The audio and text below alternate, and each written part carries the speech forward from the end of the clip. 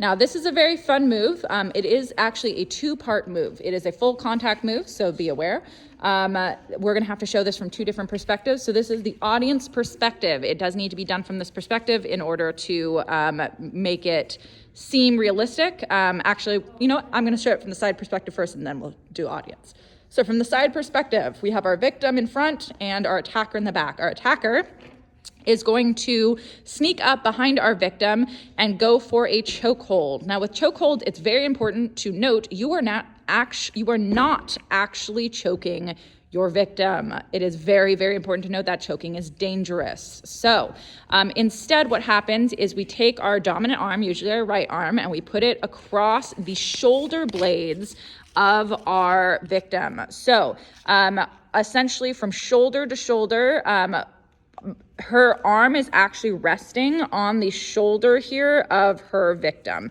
And then her arm is on the shoulder with, if she was to extend a flat hand, it would just rest on the opposite shoulder. So is it touching, I mean, it's touching your neck, but is it choking your neck at all? No, not at all. So she's gonna make a fist to make it seem a little bit more aggressive here.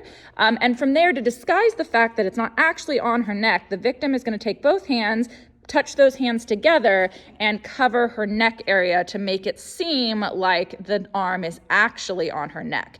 This serves two purposes. One, to cover up the fact that the arm isn't on her neck, but also to serve as a safety measure so that if the arm does slip further upwards at any time during this process, she has some control in order to pull it back down.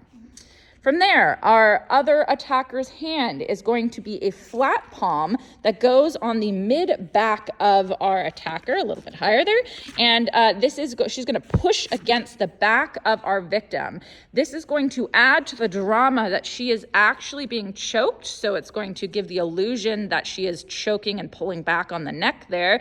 And it actually allows her to control where the victim goes and allows her to move her around a little bit. The victim is allowed to thrash a little bit by holding on. So she's going to add that acting in by thrashing, choking a little bit, pretending that she is fully choking there. Good. From there, the next part of this move is our victim deciding she is going to escape. So she is going to put her head forward as far as she can, and then she is going to, distance is very important. So gonna note this, attacker, do not have your head forward. Demonstrate putting your head forward. Yeah, forward would put her in danger zone. Go ahead and put your head back again. So her head needs to be back for safety. Our victim is going to throw her head backwards. And from it is going to cause the illusion that she has broken our attacker's nose. Our attacker is going to then release the victim, stumble backwards, grabbing her nose as if she is in great pain, and our victim is going to turn around to confront her attacker. All right, so we're going to show this whole thing from the front perspective. Here we go.